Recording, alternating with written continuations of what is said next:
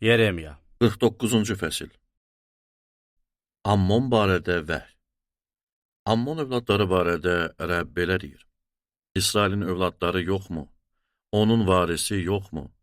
Elə isə nə üçün Milkom qada sahib oldu? Niyə onun xalqı qad şəhərlərində yaşayır? Bu səbəbdən də o günlər gəlir ki, Ammon övladlarının Rabba şəhərinə döyüş nərələri eşidirəcəyəm. Rəbb belə bəyan edir. Rabba bir xarabalıq qalağı olacaq, qəsəbələri yandırılacaq.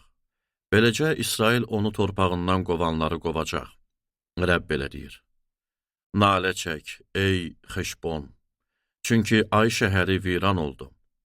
Fəryad eləyin, ey Rabba qızları, çula bürünüb yas tutun. Divarlar arasında ora-bura qaçın, çünki Milkom kahinləri və başçıları ilə birlikdə sürgünə gedəcək. Vadilərlə nə üçün öyünürsən? Taqətin kəsilir, ey dönük qız, sən mal dövlətinə güvənərək, üstümə kim gələ bilər deyirdin. Ətrafında olanların hamısından sənin üzərinə dəhşət gətirəcəyəm.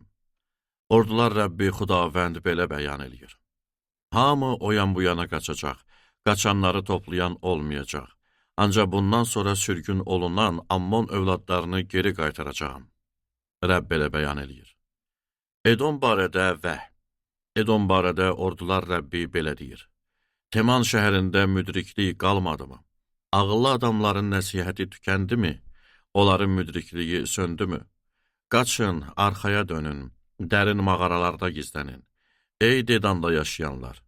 Çünki Esavı cəzalandırdığım vaxt başına fəlakət gətirəcəyəm. Əgər üzüm yığanlar sənin bağına gəlsəydi, bir neçə salxımı saxlamazdılarmı? Gecə oğurlar gəlsəydi, yalnız istədiklərini oğurlamazdılarmı?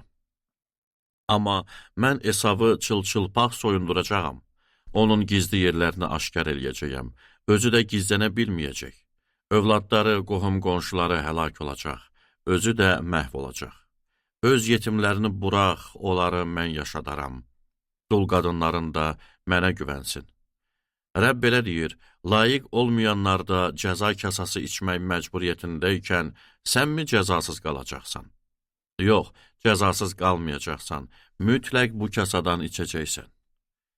Rəbb bəyan eləyir, adım naminə and içirəm ki, Bosra xarabalığa çevriləcək, dəhşət, rüsvayçılıq, viranəlik və lənətə düçar olacaq. Bütün şəhərləri əbədi olaraq viran qalacaq. Rəbdən bir xəbər eşitdim. Millətlər arasına göndərdiyi qasid, Edoma hücum eləmək üçün yığılıb döyüşə hazırlaşın, deyir. Bax, səni millətlər arasında kiçildəcəyəm. İnsanlar sənə xor baxacaq. Ey sən qaya çatları arasında məskən salan, təpələrin başını əldə saxlayan, saldığın dəhşət və ürəyinin qüruru səni aldatdı. Yuvanı qartal kimi yuxarılarda qursan da səni oradan endirəcəyəm. Rəbb belə bəyan edir. Edom dəhşət hədəfi olacaq. Oradan keçən hər kəs bütün yaralarından ötürü heyrət içində ona fit çalacaq. Rəbb deyir, Sodomla Homordanı və ətrafındakı kəndləri necə dağıtdımsa, orada da kimsə yaşamayacaq.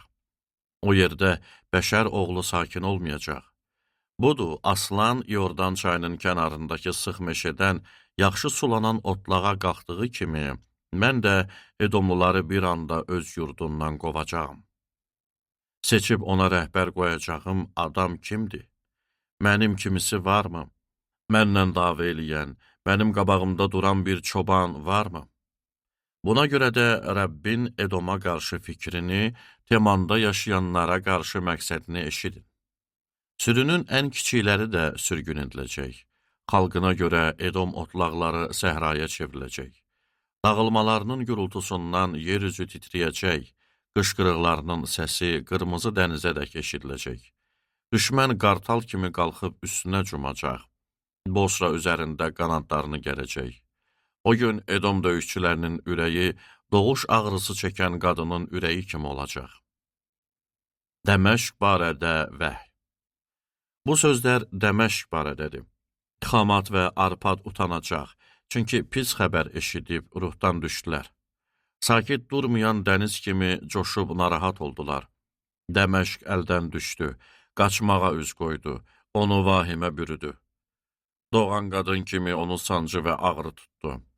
Necə oldu ki, məni sevindirən, şöhrətli şəhər tərk edilmədi? Buna görə də cavanları meydanlarında həlak olacaq. O gün bütün döyüşçüləri susturulacaq. Ordular Rəbbi belə bəyan eləyir. Dəməşqin divarlarına od salacağam. Ben-Hadadın saraylarını yandırıb məhv eləyəcək. Gedar və Xasor barədə vəh. Babil padşahı Navoxodonosorun məğlub elədiyi Gedar və Xasor padşahlıqları barədə Rəbb belə deyir. Qalxın Gedara hücum eləyin. Şərq xalqını məhv eləyin. Onların çadırlarını və sürülərini əllərindən alacaqlar. Çadır pərdələri, bütün əşyaları və dəvələri götürülüb aparılacaq. Onlara hər tərəfdən dəhşət deyib bağıracaqlar. Ey Xasorda yaşayanlar, qaçın, uzaqlaşın, dərin mağaralarda gizlənin. Rəbb belə bəyan eləyir. Çünki Babil padşahı Navoxodonosor sizin barənizdə bir fikrə gəldi. Sizə qarşı tədbir tökdü. Qalxın, qayğısız və asayiş içində yaşayan xalqın üzərinə hücum eləyin. Rəbb belə bəyan eləyir. Onların şəhər darvazaları və sürgüləri yoxdur, xalqı da öz başına buraxılıb.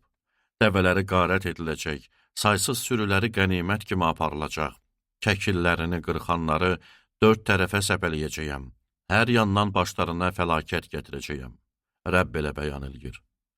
Xasor çaqqal yuvasına, əbədi viranəliyə çevriləcək, orada kimsə yaşamayacaq, o yerdə bəşər oğlu sakin olmayacaq.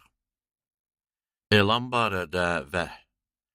Yahuda padşahı Sirgiyanın padşahlığının əvvəlində Rəbb Yeremya peyğəmbərə Elam barədə bu sözləri nazil elədi. Ordular Rəbbi belə deyir, baxın Elamın kamanını, əsas qüvvələrini sındıracağam. Elam üzərinə göylərin hər tərəfindən dörd küləyi gətirəcəyəm. Xalqını dörd tərəfə səpələyəcəyəm. Elamdan sürgün olunanların aralarına getmədiyi bir millət qalmayacaq. Düşmənlərinin qarşısında canını almaq istəyənlərin önündə Elamı dəhşətə salacağam. Başlarına fəlakət gətirib, şiddətli qəzəbimi yağdıracağam. Rəbb belə bəyan eləyir. Onları tamamilə yox eləyənə qədər arxalarınca qılınc göndərəcəyəm. Elamda taxtımı quracaq, Elam padşahı ilə başçılarını məhv eləyəcəyəm. Rəbb belə bəyan eləyir. Ancaq gələcəkdə Elamdan sürgün olunanları geri qaytaracağam. Rəbb belə bəyan eləyir.